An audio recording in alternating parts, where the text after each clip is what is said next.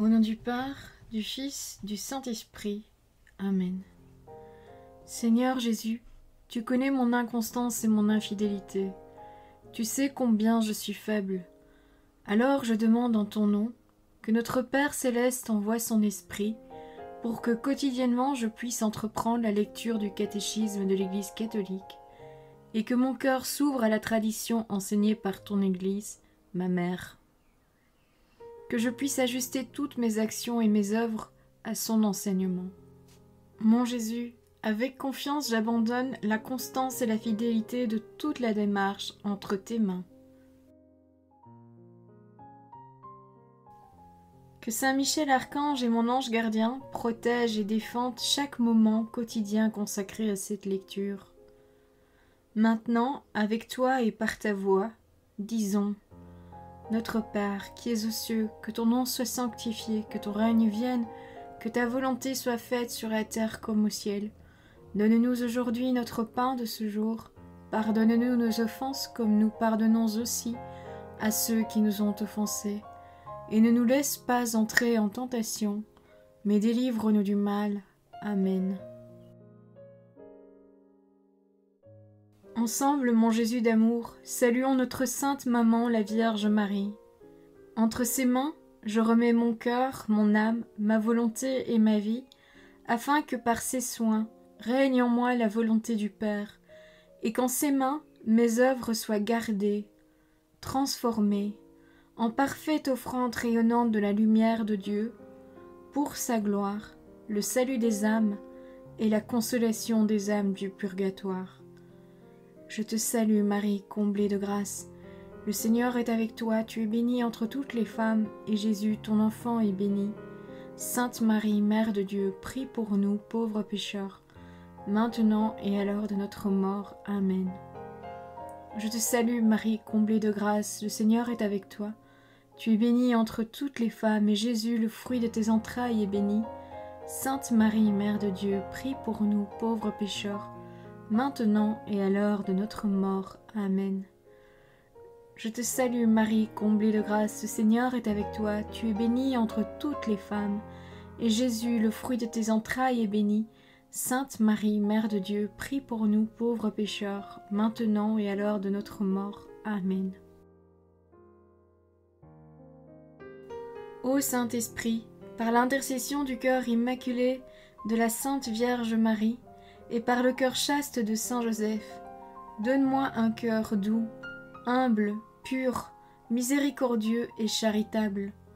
Rends-moi docile à tes célestes inspirations, et prompte à y répondre. Que mon cœur enflammé de ton amour soit en toutes ses œuvres dans la volonté du Père, œuvrant ainsi sous ton joug léger et joyeux. Père céleste, je fais ces demandes par les mérites, les œuvres et les souffrances de Jésus-Christ, ton Fils bien-aimé. En mon nom, au nom des âmes de ma famille, au nom des âmes de mes proches, au nom des âmes qui se sont recommandées à mes prières, au nom des âmes constituant ta Sainte Église, le pape, les cardinaux, les évêques, les prêtres, les religieux et religieuses, les laïcs, au nom des âmes qui ne te connaissent pas, des âmes des païens, des âmes des hérétiques, des âmes des apostats et des âmes froides. En tout temps, dans les siècles des siècles. Amen. Deuxième point. Pourquoi un sacrement de la réconciliation après le baptême? Numéro 1425. Vous avez été lavés, vous avez été sanctifiés, vous avez été justifiés au nom du Seigneur Jésus-Christ et par l'Esprit de notre Dieu. Voir la première lettre aux Corinthiens, chapitre 6, verset 11. Il faut se rendre compte de la grandeur du don de Dieu qui nous est fait dans les sacrements de l'initiation chrétienne, pour saisir à quel point le péché est une chose exclue pour celui qui a revêtu le Christ. Voir la lettre aux Galates, chapitre 3, verset 27. Mais l'apôtre Saint Jean dit aussi: si nous disons que nous sommes sans péché, nous nous abusons nous-mêmes, et la vérité n'est point en nous. Voir la première lettre de Saint Jean, chapitre 1, verset 8. Et le Seigneur lui-même nous a enseigné de prier. Pardonne-nous nos offenses. Voir l'Évangile selon saint Luc, chapitre 11, verset 4. En liant le pardon mutuel de nos offenses au pardon que Dieu accordera à nos péchés. Numéro 1426. La conversion au Christ, la nouvelle naissance du baptême, le don de l'Esprit Saint, le corps et le sang du Christ reçus en nourriture, nous ont rendus saints et immaculés devant lui. Voir la lettre aux Éphésiens chapitre 1 verset 4. Comme l'Église elle-même, épouse du Christ, est sainte et immaculée devant lui. Voir la lettre aux Éphésiens chapitre 5 verset 27. Cependant, la vie reçue dans l'initiation chrétienne n'a pas supprimé la fragilité et la faiblesse de la nature humaine, ni l'inclination au péché que la tradition appelle la concupiscence, qui demeure dans les baptisés pour qu'ils fassent leur preuve dans le combat de la vie chrétienne, aidés par la grâce du Christ. Ce combat est celui de la conversion en vue de la sainteté et de la vie éternelle à laquelle le Seigneur ne cesse de nous appeler. Troisième point, la conversion des baptisés. Numéro 1427. Jésus appelle à la conversion. Cet appel est une partie essentielle de l'annonce du royaume. Les temps sont accomplis et le royaume de Dieu est tout proche. Repentez-vous et croyez à la bonne nouvelle. Voir l'Évangile selon saint Marc, chapitre 1, verset 15. Dans la prédication de l'Église, cet appel s'adresse d'abord à ceux qui ne connaissent pas encore le Christ et son Évangile. Aussi le baptême est-il le lieu principal de la conversion première et fondamentale. C'est par la foi en la bonne nouvelle et par le baptême que l'on renonce au mal et qu'on acquiert le salut, c'est-à-dire la rémission de tous les péchés et le don de la vie nouvelle. Numéro 1428. Or, l'appel du Christ à la conversion continue à retentir dans la vie des chrétiens. Cette seconde conversion est une tâche ininterrompue pour toute l'Église, qui enferme des pécheurs dans son propre sein et qui est donc à la fois sainte et appelée à se purifier, et qui poursuit constamment son effort de pénitence et de renouvellement.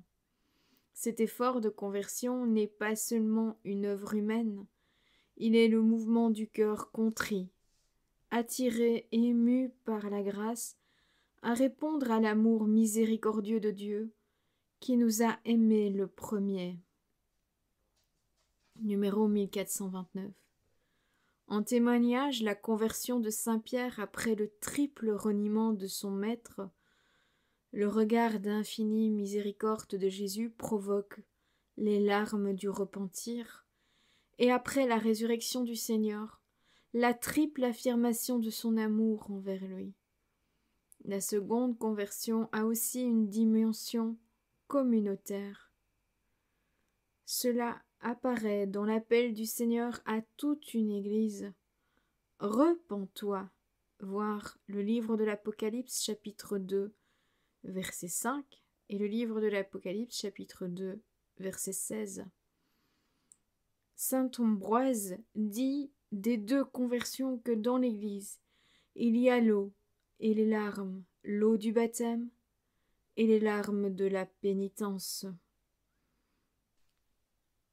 Quatrième point, la pénitence intérieure. Numéro 1430.